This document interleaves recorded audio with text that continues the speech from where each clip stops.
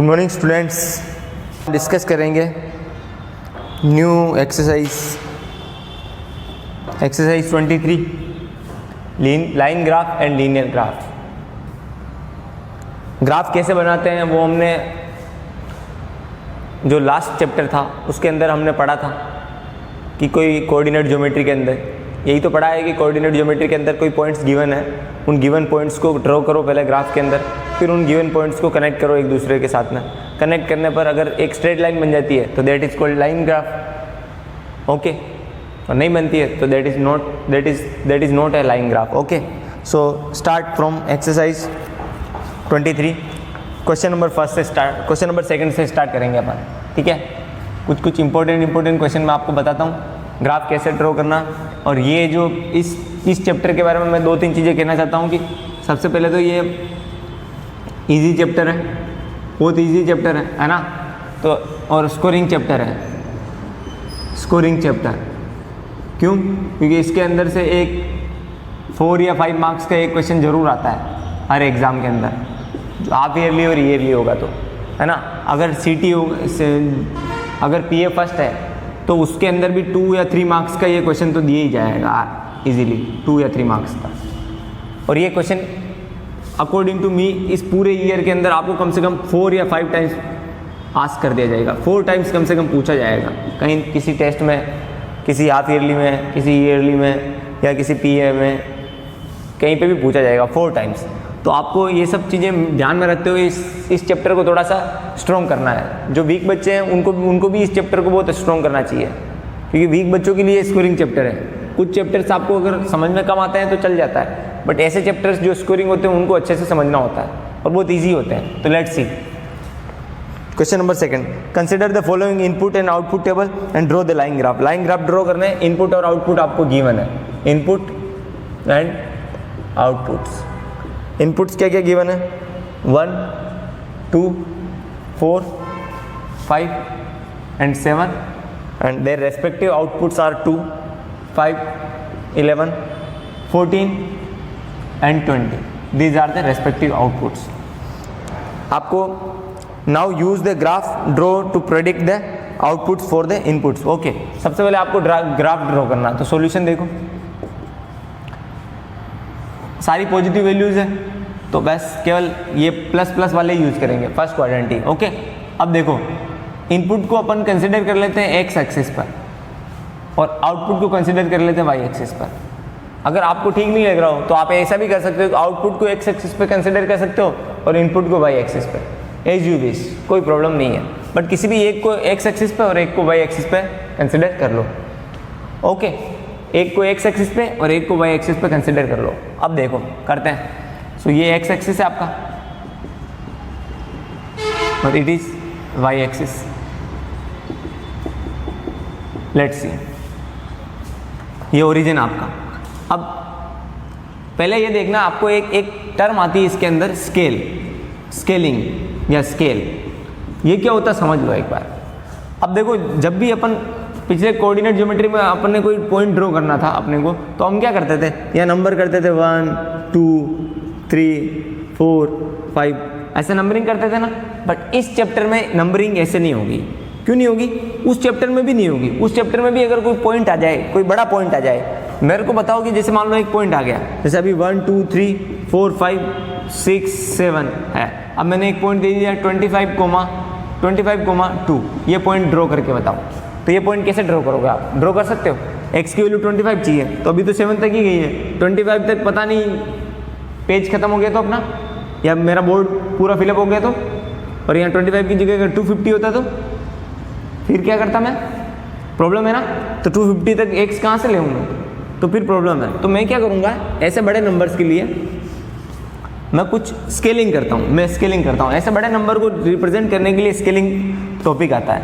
तो स्केलिंग में क्या करते हैं, जैसे सबसे पहले देखो इनपुट्स में जो है, इनपुट के नंबर को एक बार देखो, इनपुट्स के नंबर को देखो तो मिनिमम 1 है, मैक्सिमम 7। तो 7 तक जा सकता है क्या ये? एक्स एक्सिस पे जाना है और एक्स एक्सिस पे इनपुट है, इनपुट मिनिमम 1 है और मैक्सिमम 7 है, तो 7 तक तो जा सकते हैं। तो 1 की टेबल ही ले लो, 1, 2, 3, 4, 5, 6 और 7, इसमें तो कोई प्रॉब्लम नहीं है।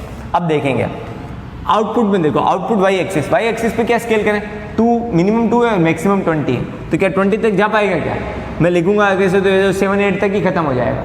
फिर क्या है, तो मैक्सिमम 20 है, तो मैंने क्या किया, स्केल ले लिया ऑन वाई एक्सिस पे स्केल लूंगा, एक्स एक्सिस पे मैंने कुछ भी नहीं लिया, वाई एक्सिस पे क्या स्केलिंग लूंगा मैं। अब क्या करूंगा कि 20 तक जाना है ना मेरे को, तो किसकी टेबल लिखूंगी, ज़्यादा जल्दी 20 तक चला जाऊँ और उस टेबल के अंदर ये सारे टर्म्स भी आ जाए तो अच्छा है, नहीं आएगा तो फिर देखेंगे, बट कोशिश करो कि ये मैक्सिमम टर्म्स आ जाए। तो मैं अगर 2 की टेबल लिखूंगा, 2 की, तो 2 की टेबल में मैक्सिमम सारा आ जाएंगे, क्या ये दोनों नहीं आएंगे तो इन दोनों को और सेटअप करेंगे। तो 2 की टेबल लिखूंगा तो 10 टाइम्स भी मेरे को जाना पड़ेगा, 1 2 3 4 5 6 7 8 9 10 11 मीन्स 2 4 6 8 10 12 14 16 18 20 22 ऐसे चला गया, तो जल्दी आ गया ना 22 या 20। अब क्या है, अब स्केलिंग कर दी, तो on Y axis 2 centimetre equals to 1 part, means मैंने अब 1 पार्ट को 2 सेंटीमीटर के इक्वल मान लिया, 1 पार्ट को 2 सेंटीमीटर के इक्वल, अगला पार्ट भी 2 सेंटीमीटर के इक्वल, तो 2 + 2 4 हो गया, तो 1 पार्ट इक्वल्स टू 2 सेंटीमीटर, या ठीक है ऐसा कंसिडर कर लो, इसको अपोजिट लिख दो कि 1 पार्ट इक्वल्स टू 2 सेंटीमीटर, ये आपकी स्केलिंग हो गई। और एक्स एक्सिस पे क्या किया, ऑन एक्स एक्सिस पे तो कुछ ही नहीं किया, 1 पार्ट इक्वल्स टू 1 ही है, ये पार्ट भी 1 ही है, तो 1 + 1 2 हो गया, ये पार्ट भी 1 ही है, तो 1 1 1 3 हो गया, तो ऑन 1 पार्ट इक्वल्स टू यहाँ तो 1 सेंटीमीटर ही है, इसमें कोई प्रॉब्लम नहीं है। ओके, अब देखो, अब ये स्केलिंग समझ में आ गई, क्यों करी, क्योंकि बड़े नंबर को डिनोट करने के लिए। अब देखो, अब सबसे पहले ये पूरा पॉइंट है इनपुट और आउटपुट, इनपुट में 1 है तो आउटपुट 2 है, तो इनपुट 1 मतलब ये एक्स एक्सिस है, ये वाई, तो एक्स और वाई दोनों साथ में होते हैं हमेशा, तो ये दोनों साथ में रहेंगे, ये दोनों साथ में रहेंगे, ये कोऑर्डिनेट्स हो गए। एक्स की वैल्यू को क्या कहते हैं, एप्सिका, वाई की वैल्यू क्या कहते हैं, कोऑर्डिनेट, दोनों मिलकर क्या बनाते हैं, coordinate. So coordinate will be 1, 2, so the value of X is 1 and Y is 2, ये रही 2 से इधर और 1 से इधर, तो ये यहाँ मिले, फर्स्ट पॉइंट ये हो गया। सेकंड पॉइंट के लिए एक्स की वैल्यू 2, एक्स की वैल्यू 2, वाई की वैल्यू 5, 2, 5, एक्स की वैल्यू 2 और वाई की वैल्यू 5, 4 और 6, तो 5 बीच में होगा, 4 से ऊपर और 5 से नीचे, तो 5 यहाँ लगभग होगा यहाँ पर, तो यहाँ से एक लाइन, यहाँ से एक लाइन, यहाँ पर मिल गया 4, 5, सॉरी 2, 5। नेक्स्ट 4, 11, तो value of X is 4, 1 2 3 4 here is the 4 and y value of y is 11, so 4 here and 11 is 10 और 12 के मिडिल में आ जाएगा 11।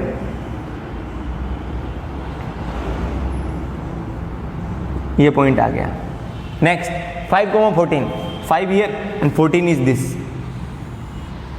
अब मैं इनको रफ कर देता हूँ इधर से, इनको और साइड में कहीं लिख देंगे अभी स्केलिंग को, ठीक है। स्केलिंग यहाँ लिख देता हूँ, स्केल एक्स एक्सिस पर क्या किया अपन ने, 1 पार्ट इक्वल्स टू 1 सेंटीमीटर, और वाई एक्सिस पे क्या किया आपने, 1 पार्ट इक्वल्स टू 2 सेंटीमीटर, ये स्केलिंग कर दी थी। अब नेक्स्ट यहाँ से क्या हो गया, तो y की वैल्यू 14 और x की वैल्यू 5 ये रहा, 14 ये रहा, इसको भी आगे ऊपर बढ़ा दो, इस तरह का कुछ हो गया, तो ये पॉइंट आ जाएगा। ये लाइनें जो हैं स्केल की हेल्प से स्ट्रेट खींचनी है आपको। ओके, नेक्स्ट 7, 20, तो x की वैल्यू 7 और y की वैल्यू 20 ही है, तो परपेंडिकुलर ड्रॉ किया, और x की वैल्यू 7 से इधर 8 ड्रॉ किया, तो ये पॉइंट आ गया। क्या अब ये तीनों पॉइंट, ये जो चारों पाँचों पॉइंट है, 5 पॉइंट है, 1 2 3 4 5, ये 5 पॉइंट्स एक लाइन में है क्या, तो इनको अगर एक स्केल की लाइन से अगर मैं ड्रॉ करूँगा तो ये एक ही लाइन में आ रहे हैं क्या, yes they are in 1 line. तो अगर ये एक ही लाइन में आ रहे हैं, इसका मतलब ये लाइन ग्राफ है, इट इज़ लाइन ग्राफ। और अब लाइन ग्राफ ड्रॉ करने के बाद में क्या क्वेश्चन इज सेइंग दैट, एक क्वेश्चन पूछ रहा है कि if use the graph draw to predict the output for input 3 and 8, output बताने हैं जबकि इनपुट गिवन है, इनपुट आपको गिवन है, इनपुट एक 3 है और एक इनपुट जो है आपका 8 है। अगर इनपुट 3 है तो आउटपुट क्या आएगा ये बताओ, और अगर इनपुट 8 है तो आउटपुट क्या आएगा बताओ, क्योंकि आप ग्राफ जो ड्रॉ किया उसको देख के, तो इनपुट 3 है तो ग्राफ का इनपुट 3 ये रहा। इनपुट मीन्स एक्स एक्सिस, ध्यान रखना। आउटपुट मीन्स वाई एक्सिस, ये भी एक्स एक्सिस, ये दोनों वाई एक्सिस है। सो अगर एक्स एक्सिस पे वैल्यू 3 है, एक्स पर वैल्यू 3 है तो वाई पर कितनी होगी, तो इसको ऊपर बढ़ाओ, ये जहाँ कट किया ग्राफ को उसको इधर मिलाओ, तो अगर ये 3 है तो ये कितनी होगी 8। सो अगर इनपुट 3 है तो आउटपुट 8 हो जाएगा, 8 पर कनेक्ट हो रहा है। ओके, नेक्स्ट देखेंगे। नेक्स्ट देखो, अगर इनपुट 8 है तो आउटपुट कितना होगा, इनपुट 8 मीन्स इनपुट में x की वैल्यू 8 है, so here is the x 8। तो अगर x 8 है तो इसको आगे बढ़ाएंगे, तो अगर x अगर 8 है बच्चों, 8 है सॉरी, अगर इनपुट 8 है तो आउटपुट क्या होगा, तो इनपुट 8 है तो आउटपुट देखो, आउटपुट क्या होगा, आउटपुट है ना, आउटपुट की जो अगर इनपुट 8 है तो आउटपुट क्या होगा, तो इनपुट 8 के लिए मैंने ये लाइन खींची, ये लाइन यहाँ जा रही, यहाँ मिली मीन्स ये तो 22 की लाइन है, यहाँ मिल रही 22 से थोड़ा ऊपर है ये, means it will be 23 answer हो जाएगा। So output will be 23, output 23 हो जाएगा। ठीक है, कभी कभी ऐसा भी दे सकते हैं कि आउटपुट, अब मैं एक क्वेश्चन पूछता हूँ, अगर आउटपुट 18 है तो इनपुट कितना होगा बताओ, या नहीं आउटपुट 17 है तो इनपुट कितना होगा, तो आउटपुट अगर 17 यहाँ होगा तो 17 है तो इनपुट कितना होगा, इसको इससे कनेक्ट करो तो इनपुट होगा 6, तो इनपुट 6 हो जाएगा। ये मैंने अपने मन से बताया कि आउटपुट अगर 17 है तो इनपुट जो है वो 6 होगा। Okay done. Yes, now question number 4, let's see. Question number 4 is saying Ajita starts of from 7 home at 7 AM। 7 AM home से स्टार्ट होता है, होम से 7 AM पे स्टार्ट होता है। ओके, और with her father on scooter that goes eight a uniform speed 30 km/h। Scooter पे बैठता है, स्कूटर की जो स्पीड है, स्कूटर की स्पीड है 30 km/h। ठीक है, her father drops her at her school, और अजीता को उसके फादर उसके स्कूल ड्रॉप कर देते हैं, स्कूल आ जाता है। ठीक है, school drop after half an hour, इसके घर से और स्कूल के बीच में हाफ एन आवर लगता है इसको, हाफ एन आवर मतलब 30 मिनट या फिर 1/2 hour, half hour. After that she stays in school till 1 to 30। School के बाद, स्कूल में ये टाइमिंग चल रहा है, ये यहाँ पर आने में कितना लगे जाएगा टाइम, यहाँ 7 AM था, हाफ एन आवर आए तो यहाँ 7:30 पर आई वो, 7:30 AM पर। अब 7:30 AM से वो स्कूल ही रहती है कब तक, 1:30 PM तक, 1:30 PM तक वो स्कूल का टाइमिंग है। उसके बाद में क्या होता है, and takes an auto rickshaw to return home. अब उसके फादर तो जॉब पे चले गए, सुबह सुबह जब जॉब पे गए थे तब उसको भी छोड़ते गए स्कूल, बट अब नहीं, अब तो उसके फादर जॉब पर हैं तो अब उसको तो अकेले जाना पड़ेगा, तो उसने रिक्शा लिया, किसने, अजीता ने। और रिक्शा लेने के बाद में वो यहाँ से होम आ गई वापस, अगेन होम, यहाँ पर चली गई। ठीक है, home the auto rickshaw has uniform speed, यहाँ जो ऑटो रिक्शा लिया, यहाँ पर लिया था ऑटो रिक्शा, उसकी जो स्पीड है वो 10 km/h। कितनी है, 10 km/h। Okay, draw the line graph for the, graph बनाना है किसके लिए, for the given situation, and also determine the distance of Ajita's school from her home. सबसे पहले इस सिचुएशन के लिए आपको लाइन ग्राफ बनाना है, तो लाइन ग्राफ बनाने के लिए दो चीज़ें चाहिए, एक्स एक्सिस और वाई एक्सिस। तो पहले जैसे पिछले वाले क्वेश्चन में जैसे एक्स एक्सिस पे अपन ने इनपुट रखा था और वाई एक्सिस पे आउटपुट, इसी तरह से अब एक्स एक्सिस पे क्या रखना और वाई एक्सिस पे क्या रखना, पहले तो ये डिसाइड करो, एक्स एक्सिस और वाई एक्सिस पे क्या क्या रखना है। ठीक है, सो ग्राफ बनाते हैं सबसे पहले।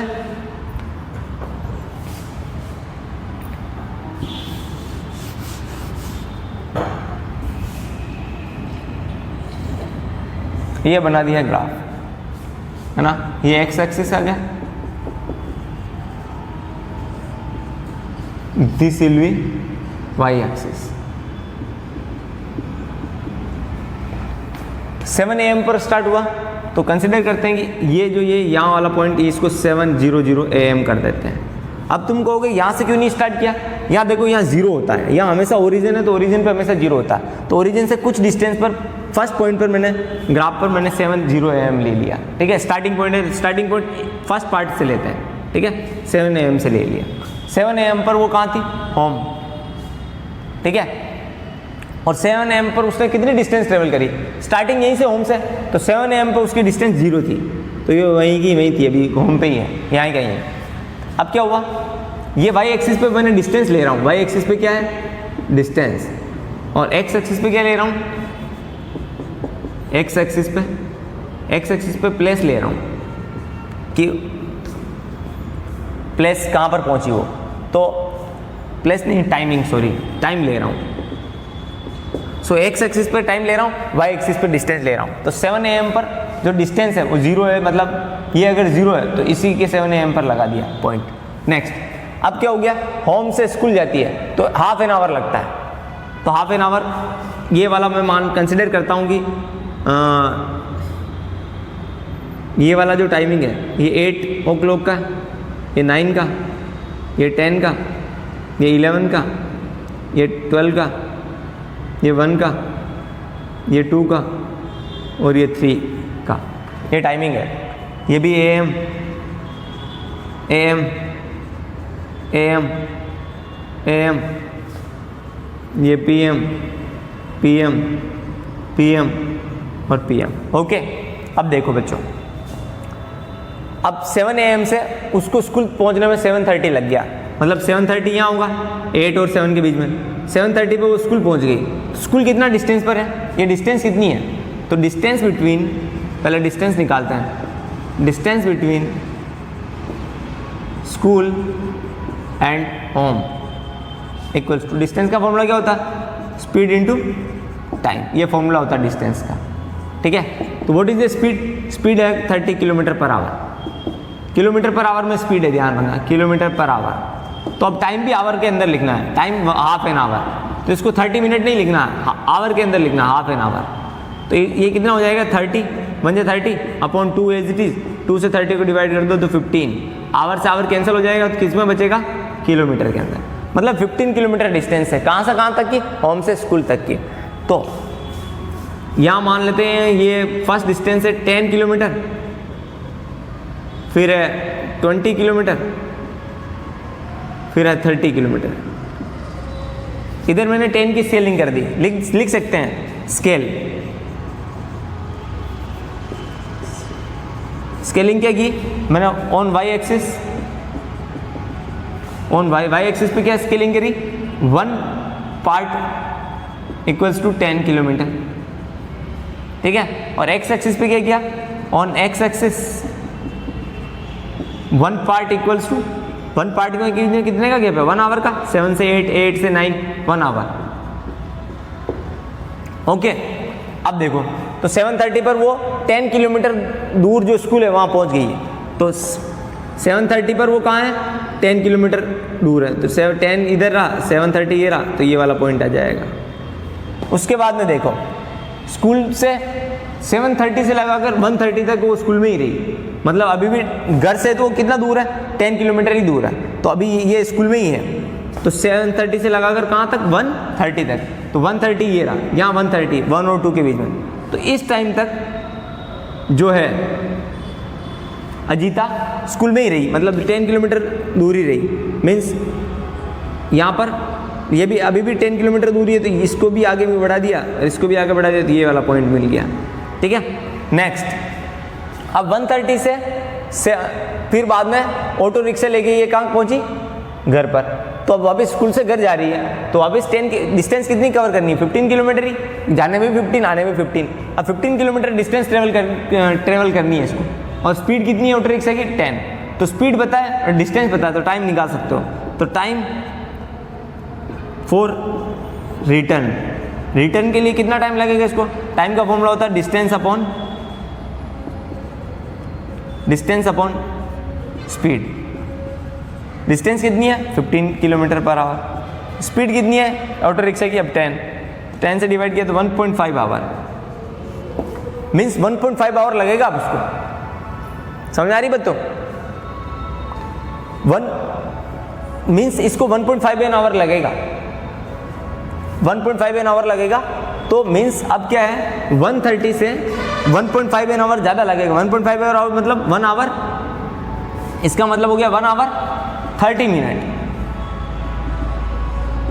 तो 1 आवर बढ़ेगा, तो 130 से 1 आवर बढ़ेगा 230, और 230 से 30 मिनट और बढ़ेगा, तो कुल मिलाकर 130 से लगाकर ये 3 o'clock पे 3 PM पर जो है वो घर पहुंच जाएगी। तो 3 PM ये रहा, तो इस पर घर पहुंचेगी। तो घर की वापस डिस्टेंस कितनी हो जाएगी, घर की वापस डिस्टेंस 0 हो गई, मीन्स डिस्टेंस 0 ये रही। तो इसको आगे बढ़ाओ, ये 0 और ये 3 AM, तो यहीं का यहीं पॉइंट आ जाएगा। मीन्स ग्राफ कैसा आएगा, पहले 0 पर था, घर पे ही था, तो घर से घर की डिस्टेंस 0 ही है। फिर घर से स्कूल गया तो डिस्टेंस हो गई 10, फिर स्कूल में ही रहा तब तक, तो डिस्टेंस 10 ही रही। फिर स्कूल से वापस घर आया तो डिस्टेंस कितनी हो गई, 0, तो वापस डिस्टेंस डिक्रीज हो गई। इस तरह का ग्राफ हो जाएगा। तो अब आपका ग्राफ ये नहीं है, आपका ग्राफ जो है वो ये डार्क है ना अभी, वो है अब आपका graph. It will be your graph, this and this 10 kilometre, that's all. Okay, next देखेंगे। इस क्वेश्चन के अंदर एक क्वेश्चन भी पूछा है कि also determine the distance of Ajita school from her home. तो होम से अजीता की स्कूल की डिस्टेंस कितनी है, 15 किलोमीटर। ये निकाले बिना तो ग्राफ भी नहीं बना पाएंगे आप।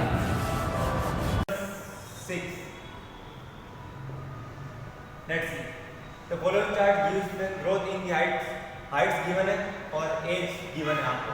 तो ये जो डाटा देगा उस डाटा को देख करो, age, और फिर उसके बाद में बॉयज, फिर उसके बाद में गर्ल्स, इस तरह से कुछ गिवन है। 8 की एज है, 8 से लगाकर 18 तक सारी एज है, आई थिंक यस। 8, 9, 10, 11, 12, 13, 14, 15, 16, 17, 18, ये सारी एज है 18 तक। ओके, और 18 तक सारी एज गिवन है और उनके परसेंटेज ग्रोथ दे रही है हाइट्स की। इसमें 72%, ये 77%, 75%, 81%,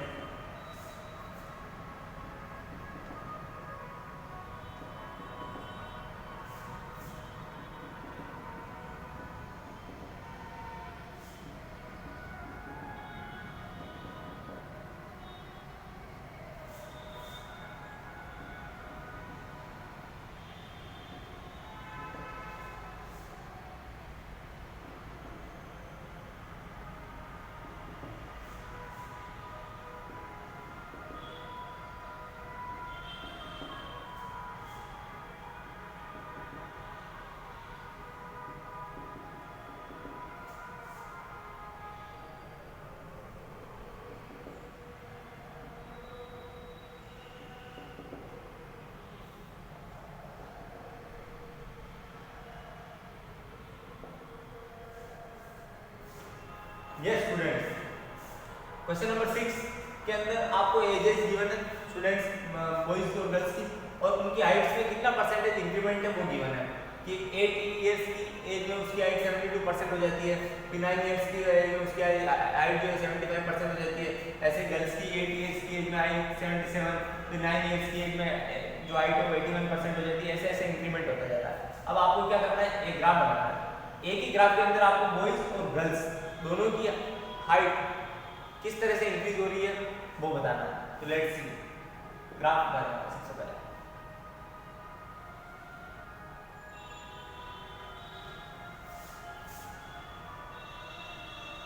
ये एक्स एक्सिस पे अपन एज ले लेते हैं। ओके, एज, और वाई एक्सिस पे ले लेते हैं हाइट या परसेंटेज इंक्रीमेंट। परसेंटेज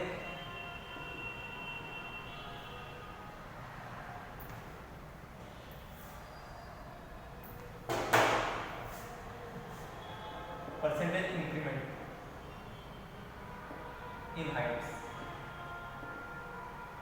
ठीक है, लेट्स स्टार्ट। तो एज 8 से स्टार्ट है, 0 या तो 0 होता है ओरिजिन में, तो 0 से फर्स्ट पार्ट होता है वो 8 ले लो, उसमें कोई प्रॉब्लम नहीं। तो ये 8 हो गया, ये 9, ये 10, 11, 12, 13, 14, 15, 16, 17 और 18, यहाँ तक ही हो गया। तो इतना लंबा ग्राफ बनाने की जैसे यहाँ तक 18 तक इट इज ओवर एज। अब देखो, अब इधर पहले अपन एक काम कर लेते हैं, परसेंटेज देख लो। तो मिनिमम परसेंटेज कितने हैं? मिनिमम परसेंटेज इधर तो 72 है और इधर 77, मतलब मिनिमम 72 है ओवरऑल और मैक्सिमम 100 है। तो 72 से 100 की कितनी परसेंटेज है सारे? तो हम क्या करेंगे, हमने सबसे पहले क्या किया, कंसीडर फर्स्ट पार्ट जो है, फर्स्ट पार्ट है 70% बना लिया, 70 परसेंटेज के अंदर परसेंटेज है तो 70 लिख दिया, कोई प्रॉब्लम नहीं, क्योंकि परसेंटेज इंक्रीमेंट यहाँ लिख रखा है। 70 के बाद अपन एक बात करते हैं, यहाँ पर लिख देते हैं अपन 70 के आफ्टर 80 लिख देते हैं, यहाँ 80 हो गया, ठीक है। यहाँ 90 कर दो, ठीक है, और या 100%, ओके। तो इसका परसेंटेज इंक्रीमेंट ये लिख दो, परसेंटेज इंक्रीमेंट या इधर लिख दो, यहाँ से यहाँ लिख दो परसेंट,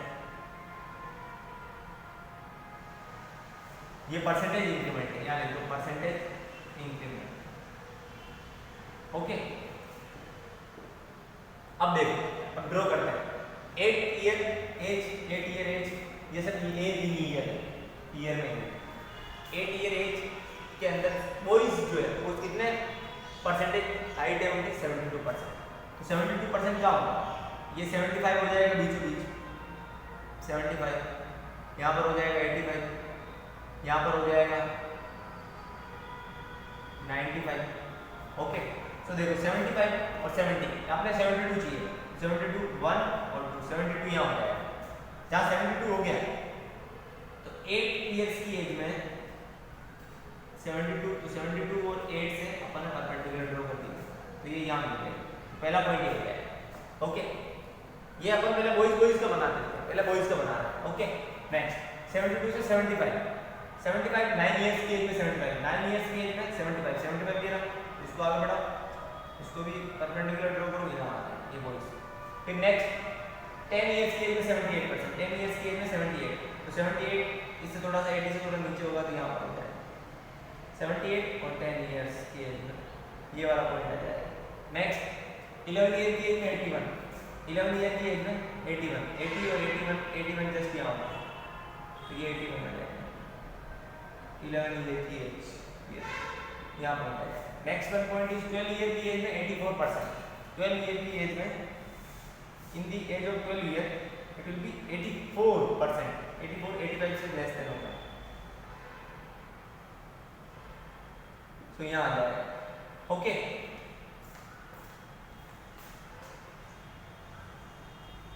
नेक्स्ट 13 ईयर की एज में 88%, 13 ईयर की एज में in the age of 13 88%, where is 88? Here will be the 88, so here will be the 88. Next in 14 year age it will be 92%, in 14 year age it will be 92 will like must be here, 92 must be here, it will be the straight line, so here in 14 years age 92% will be the height. Next in 15 year age 95% height, in 15 year age 95, where is 91? Here is the 95,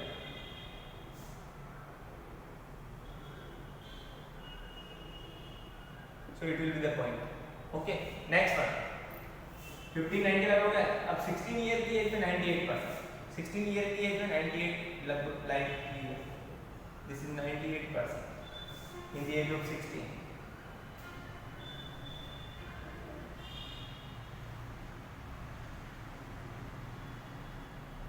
yes here it will be the point. And next 17 years की as में 99%, इन the age of 70 99%, तो 99 is here, less than 100.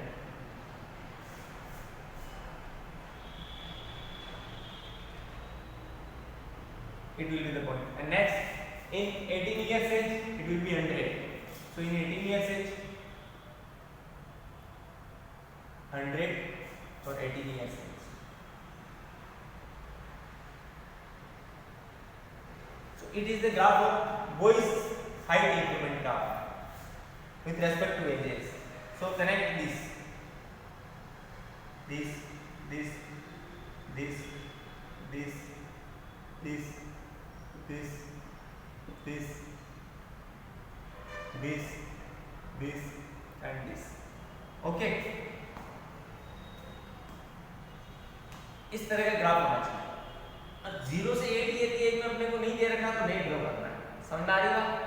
कुछ भी draw नहीं करना. एक काम कर सकते हो, अगर यहाँ अगर कुछ भी नहीं दे रखा है तो एक काम कर सकते हो क्या कि यहाँ 0 पर लेके आता हूँ. एक बात तो ये तो कॉमन सेंस है कि जब 0 ईयर का होगा मतलब जब बच्चा होगा ही नहीं, जब ना गर्ल्स होगा ना बॉयज होगा, कोई चिल्ड्रन ही नहीं है तो उसकी एज भी नहीं होगी. सीधी बात है, तो उसको यहाँ से लेके आ सकते हैं. तो 0 पर 0 है, फिर इंक्रीमेंट हुआ, इस तरह का ग्राफ बन जाएगा. That's all. ठीक है. इस ग्राफ को अगर आप बीच में से ऐसे काट दोगे इस तरह से, तो इस ग्राफ का इसका मीनिंग हो गया कि ये डाटा जो है वो हमने अपने अकॉर्डिंग लिया है, डाटा गिवन नहीं है. ओके, ये हो गया आपका ग्राफ. अभी तक केवल बॉयज का हुआ. अब गर्ल्स का ग्राफ भी बनाना, तो गर्ल्स का ग्राफ बनाएंगे. गर्ल्स का ग्राफ आप दूसरे पेन से बना देना, पेंसिल से बना देना, कुछ भी कर देना. मेरे पास में कोई दूसरा कलर नहीं है, बाकी आप पहले एक पेंसिल से और एक पेन से बना सकते हो. गर्ल्स का देखेंगे 88 में 77, बॉयज का हो गया. अब ऐसा देखेंगे आप 88 में 77, 88 में 77, where is 77? So 8 and 77 will be like here. So this and 8 here this. So it will be the point first. Okay. अब मैं परपेंडिकुलर भी ड्रॉ नहीं करूंगा, डायरेक्ट करूंगा. देखो 9 ईयर की एज में 81%, 9 ईयर की एज में ये परपेंडिकुलर और 81 यहाँ ही आता है. 81 यस, 9 ईयर की एज में 81 ये रहा.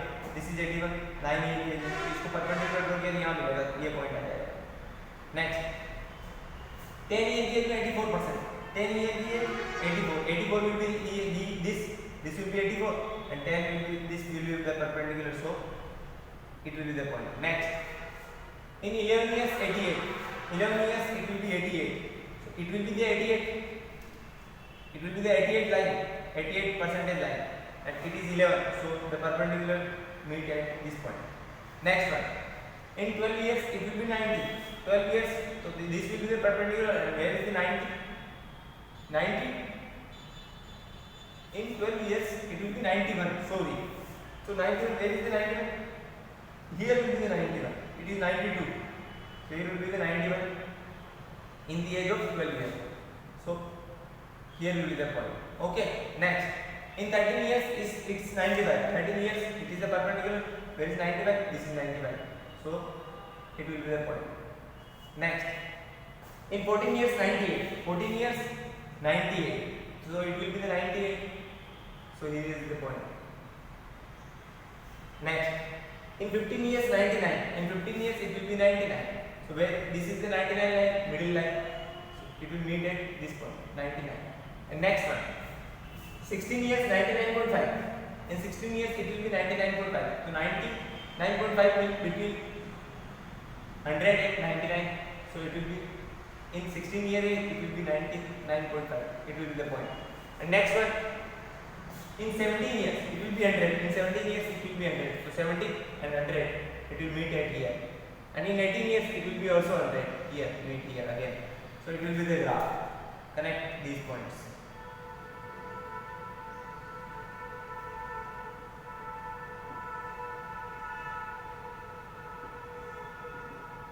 Okay, this will be the graph. So you can write here girls graph, and it is boys graph. That's all. एक ही ग्राफ के अंदर हम 2-3 ग्राफ बना सकते हैं.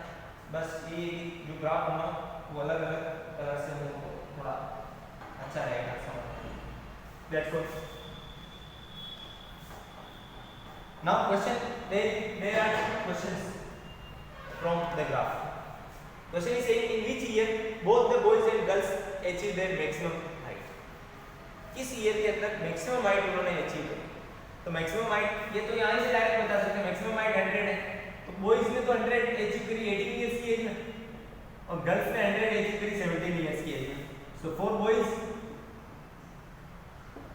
it will be in 18 years age, and for girls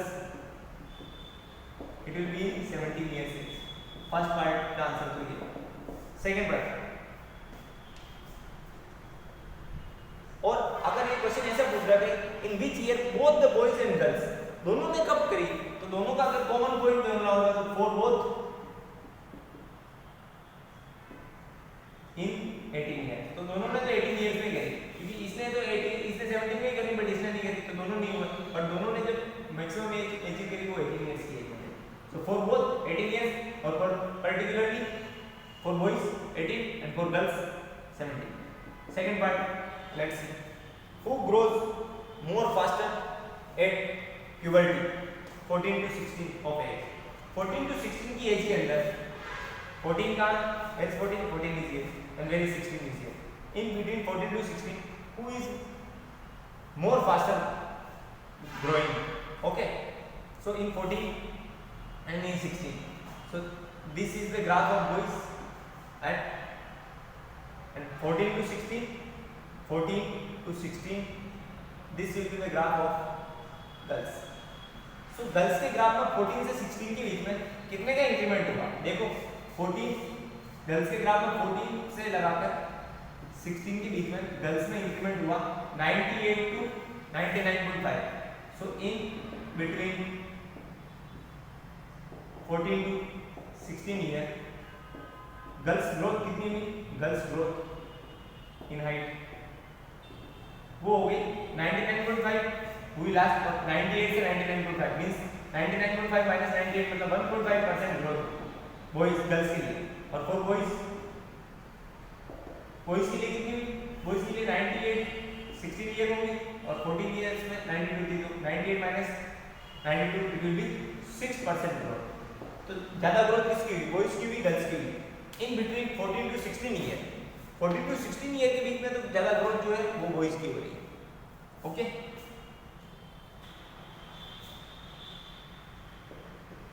question number 7, let's see. A car is traveling from P point to Q point. Okay, P point to Q point traveling कर रही है, which are 350 kilometer apart. Okay, 350 kilometer apart. The line graph given below describe the distance of the car from the city P at different points. Okay, graph दे रखा है. Graph is given now. Graph is given. Okay, like this. This is the graph. Okay, here is X, here is Y, and it's 8 a.m., 9, 10, 11, 12, 1, 2, okay, 50, 100, 150, 200, 250, 300 and 350. ये आपको given है distance in kilometre. Okay, ये आपको given है time, ये सब AM है, it will be PM and PM. Okay, या फिर इसको नून भी बोल सकते हैं. That's all. अब ग्राफ किस तरह का गिवन वो देख लेते हैं.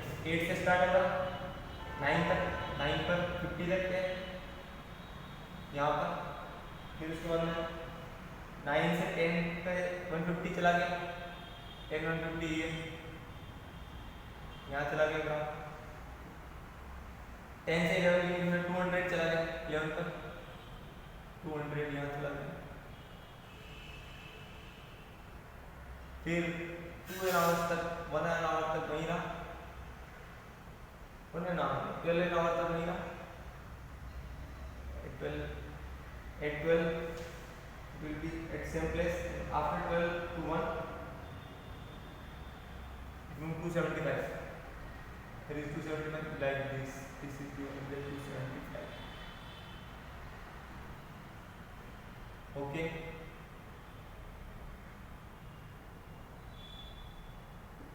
Next, it will go to 350 at 2 m. At 2 m, it will be at 350. Okay.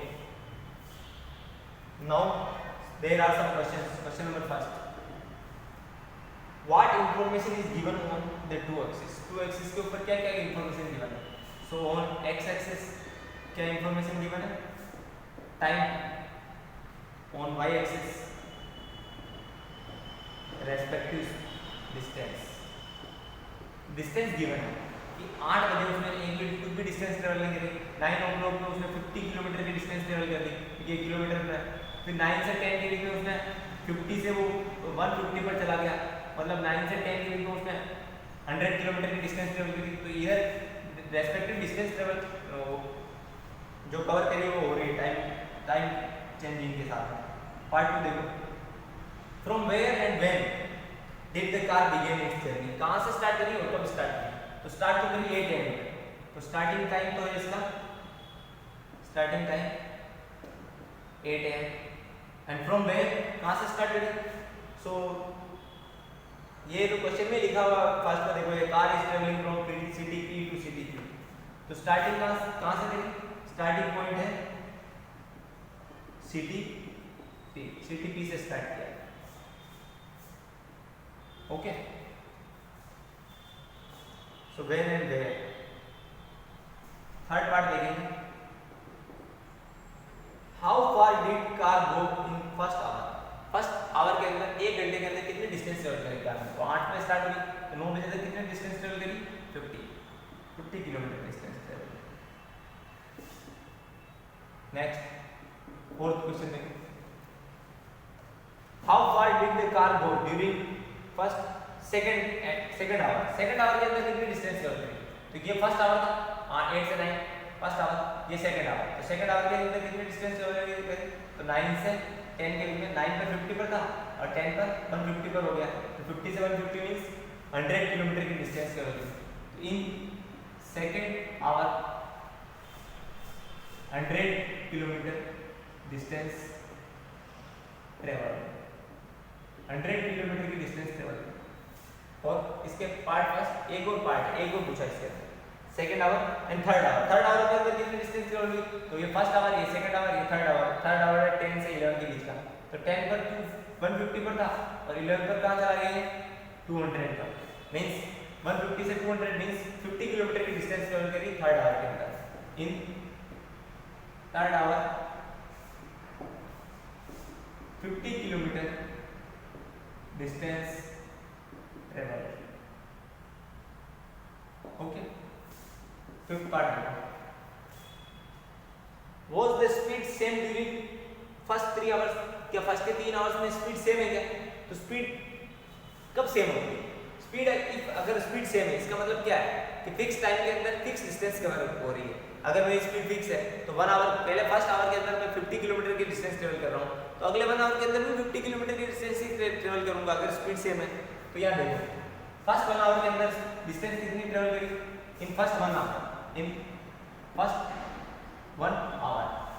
कितनी डिस्टेंस ट्रेवल करी? 8 से 9 के बीच में 50 kilometre distance travel. Second hour के अंदर अपन ने देख लिया 100, थर्ड आवर के अंदर वापस 50। तो क्या फर्स्ट के 3 आवर्स के अंदर सेम डिस्टेंस सेम स्पीड रही क्या? नहीं, पहले फर्स्ट आवर के अंदर स्पीड थोड़ी 50 किलोमीटर पर आवर की थी, सेकंड आवर के अंदर 100 किलोमीटर पर आवर की थी, थर्ड आवर के अंदर वापस 50 किलोमीटर पर आवर की, तभी तो डिस्टेंस चेंज हुई। So speed is not constant, speed constant नहीं है बिटवीन फर्स्ट 3 आवर्स। पहले 3 आवर्स के अंदर स्पीड कांस्टेंट नहीं है, स्पीड इज नॉट कांस्टेंट। ठीक है, and how do you know it? तुम ये कैसे जानते हो? हम ऐसे इसलिए जानते हैं कि फर्स्ट आवर के अंदर 50 तो सेकंड आवर के अंदर 100 किलोमीटर डिस्टेंस कैसे ट्रेवल होगी? तभी तो भी होगी जब स्पीड इंक्रीज करी होगी। तो फर्स्ट आवर के अंदर स्पीड कम थी, सेकंड आवर के अंदर स्पीड ज़्यादा थी, तो speed is not constant, that's all. 6 part देखिए, did the car stop for some duration at any place, क्या कहीं कार रुकी है क्या? हाँ रुकी है। कहाँ रुकी? 11 से 12 के बीच में कार की जो डिस्टेंस है वो फिक्स थी 200 किलोमीटर, मतलब 11 AM पे 200 किलोमीटर डिस्टेंस दूर चली गई थी और 12 पे भी 1100 किलोमीटर दूर थी, मींस यहाँ पर रेस्ट हुआ, ये रेस्ट का टाइम है 11 से 12। यहाँ ग्राफ न तो इंक्रीज हुआ न डिक्रीज हुआ, कांस्टेंट रहा, it is called constant. Yes, तो वो did the car stop for some duration at any place? Yes. Next, justify your answer. Justify means yes to का, yes because between 11 AM to 12 PM or noon, the distance from home is constant or fixed। तो home से जो distance है वो 11 AM तक उतनी थी जितनी 12 AM तक थी, मीन्स वो जो कार है वो वहां पर रुकी हुई है। Next 7th part, when did the car reach city Q? city Q तक कब पहुंची? city Q की डिस्टेंस कितनी है वो फर्स्ट में दे रखा था कि there are two cities P and Q which are 350 kilometre apart, मतलब यहाँ से स्टार्ट हुआ और 350 किलोमीटर कहाँ है, मींस यहाँ तक पहुंचने पर वो कार रुकी हुई, कब बजे, कितने बजे?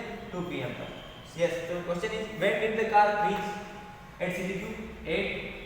2 PM पर कार city Q पहुंच गई, दैट्स ऑल।